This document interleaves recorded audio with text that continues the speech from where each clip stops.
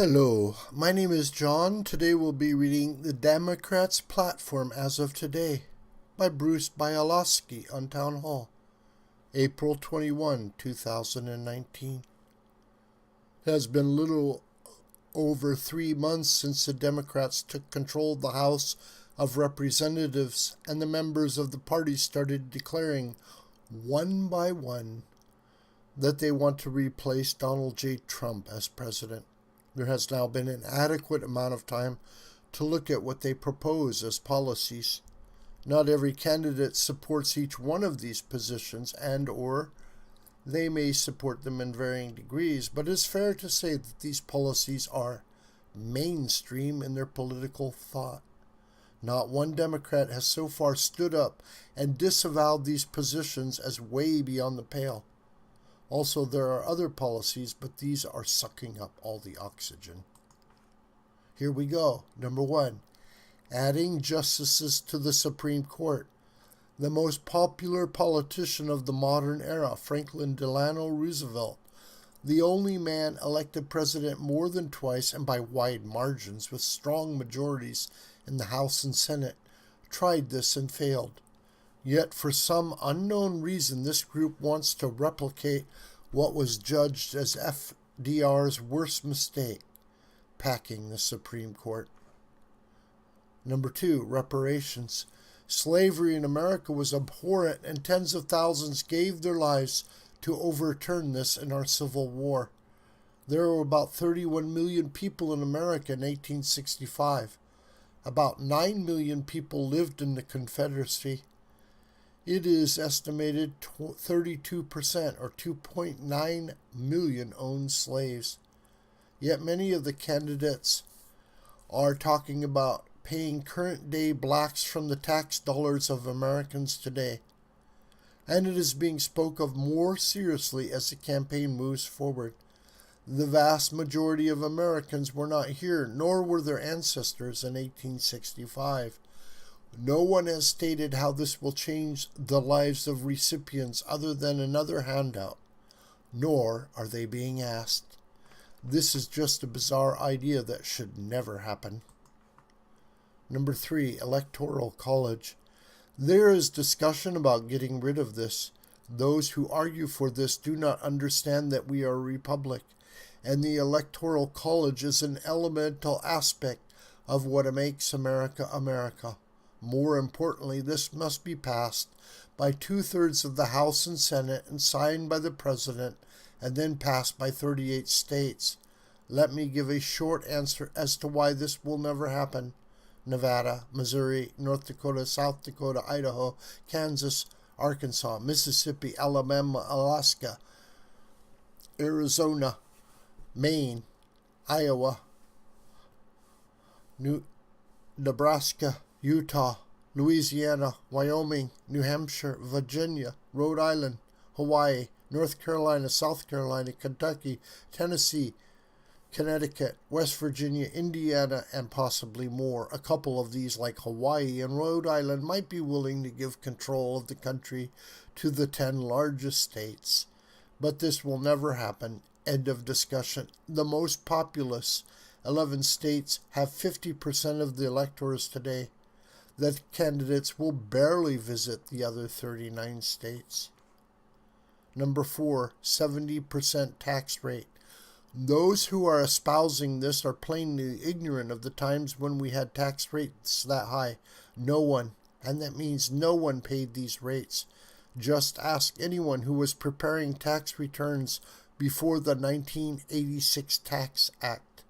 That bipartisan bill got rid of any need for tax avoidance schemes, allowing people to make investments based on the strength of the underlying investment, and lowered the rates to encourage people to pay their taxes. This brought us unbridled growth, only temporarily sidelined by a minor recession in 1991 for 15 years. Another royally ignorant suggestion by unknowledgeable people for the sole purpose of attacking success. Number 5, free college. I recently wrote an entire column about this. As I said, If you think college is expensive now, wait until it is free. Number 6, lowering the voting age to 16. This one is a sterling example of how misguided some people can be. While states are moving to make it tougher for people under 18 years old to drive or smoke or vape because they are thought not be prepared, they all of a sudden are qualified to vote? This idea has to come from people who don't have children. Number 7, Elizabeth Warren's wealth tax. Though this is primarily proposed by Senator Warren, others are joining in because the idea of taking money from successful people and putting it in the hands of the government apparatchiks is the heart and soul of their existence. This one is clearly unconstitutional, not to mention bad public policy. If you work hard, save your money, and properly invest it to help make businesses profitable and hire more Americans, then Warren wants your dough. How stupid can one idea be? The Green New Deal. Already covered this in a recent column of mine. The only idea of serious note in my column is the development of nuclear energy. However, the same group that thinks the ideas in the Green New Deal make sense were the ones who argued against nuclear energy and stopped further development, which would have already seriously limited the greenhouse gas they abhor. Yet most Democrats running for president refuse to say the proposal is ridiculous. Then again, you may want a windmill attached to your house. Number 9, late-term abortions. This issue exploded on the scene when the governor of Virginia appeared to endorse infanticide. The party of science, that is what the Dems believe they are, denies modern science when it comes to abortions and the viability of unborn babies in the 3rd trimester. Yet the candidates and party elected officials think differently. That goes against what the rest of Americans and many pro-choice Americans think. Number 10, Medicare for all. This is a doozy. There is no evidence of adequate medical care in countries that have adopted this policy, dressed up as single-payer, government-controlled health care.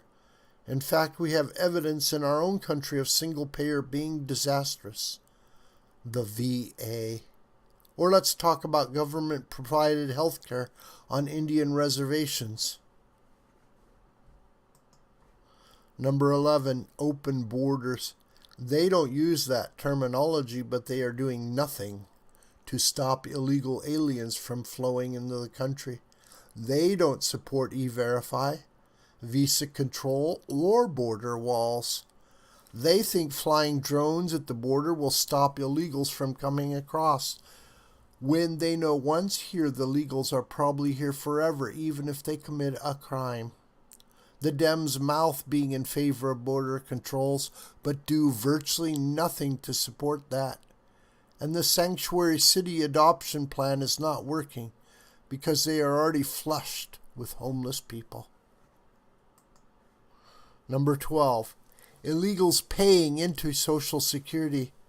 This is an argument made by Senator Gillibrand that illegals should be able to pay into our Social Security.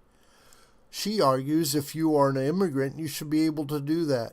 If you are here legally and working legally, you already do pay into Social Security. So she could only be referring to illegals.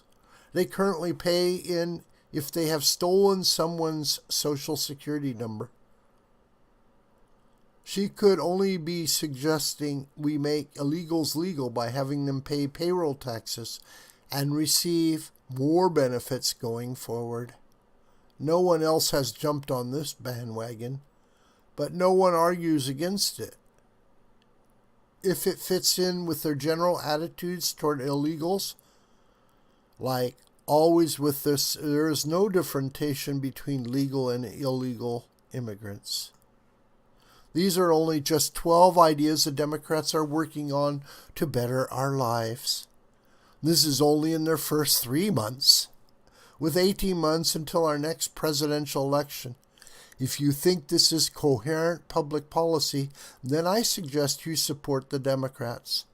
If you think, like I do, that this could be the worst set of political policies in American history, then you should make sure that these people are removed from public office next November and never have any power again. You still have that choice, unless these people win. This video is a production of School of the White Crane. Hi, my name is John Brooker. Please subscribe to this YouTube channel. Please share this video with family and friends and on social media. May God richly bless you, my beloved.